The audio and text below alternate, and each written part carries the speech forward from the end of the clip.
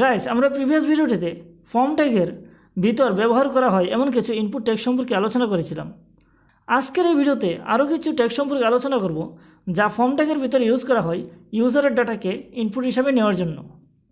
আমরা যদি HTML ফর্মের কোনো ইনপুট ফিল্ড হিসাবে রেডিও বাটনকে ইউজ করতে চাই, তবে ইনপুট ট্যাগের টাইপ অ্যাট্রিবিউটের ভ্যালু হিসাবে দিতে হবে রেডিও। প্রতিটি রেডিও বাটনের জন্য ইনপুট ট্যাগের ভিতর ভ্যালু অ্যাট্রিবিউটের মধ্যে রেডিও বাটনের ভ্যালু দিতে হবে এবং একটি ইনপুট ফিল্ডের সবগুলোই রেডিও বাটনের নেম সেম থাকবে যদি আমরা শুধু একটি ভ্যালুকে সেন্ড করতে চাই। যেমন আমি এখানে 3টি রেডিও বাটন ক্রিয়েট করেছি, HTML, জাভা এবং জাভাস্ক্রিপ্ট, এবং তাদের নেম অ্যাট্রিবিউটের ভ্যালু হিসেবে দিলাম ল্যাঙ্গুয়েজ।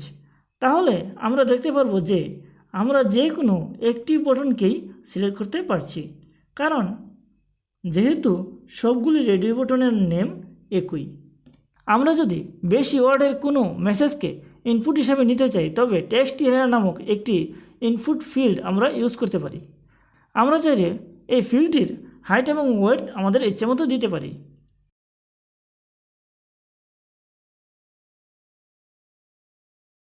আমরা যদি ডাটা ইনপুট নেওয়ার জন্য ড্রপডাউন বাটন ইউজ করতে চাই, তবে সিলেক্ট ট্যাগের সাহায্যে তা আমরা করতে পারি।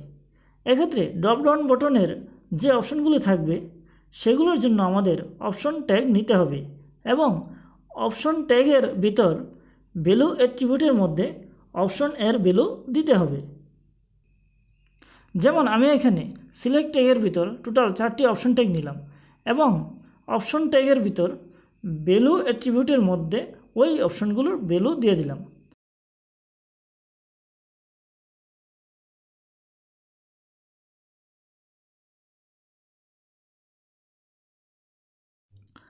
বন্ধুরা, আমরা প্রিভিয়াস ভিডিওটিতে ইনপুট ট্যাগের সাহায্যে সাবমিট বাটনকে ক্রিয়েট করেছিলাম।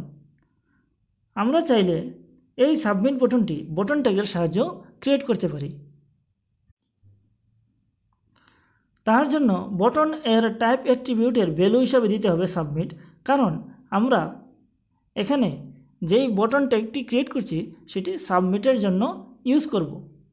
আমরা যদি সাবমিট বটনটি ফর্ম ট্যাগের বাইরে ক্রিয়েট করি, তবে ওই বটন ট্যাগের ভিতর একটি ফর্ম অ্যাট্রিবিউট নিতে হবে যার ভ্যালু হবে ফর্ম ট্যাগের ভিতর যে আইডি আছে তার ভ্যালু।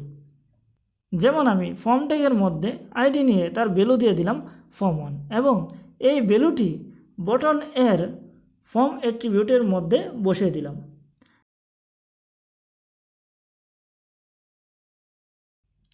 এখন যদি আমরা ফর্মটিকে ফিল করে সাবমিট করি, তাহলে দেখতে পারবো যে আমরা যেই ডাটাগুলি ইনপুট হিসাবে নিয়েছি সেই সবগুলি ডাটা URL এর মধ্যে শো হচ্ছে, কারণ আমাদের এই ফর্ম থেকে ডাটাগুলি গেট মেথডে সেন্ড হচ্ছে।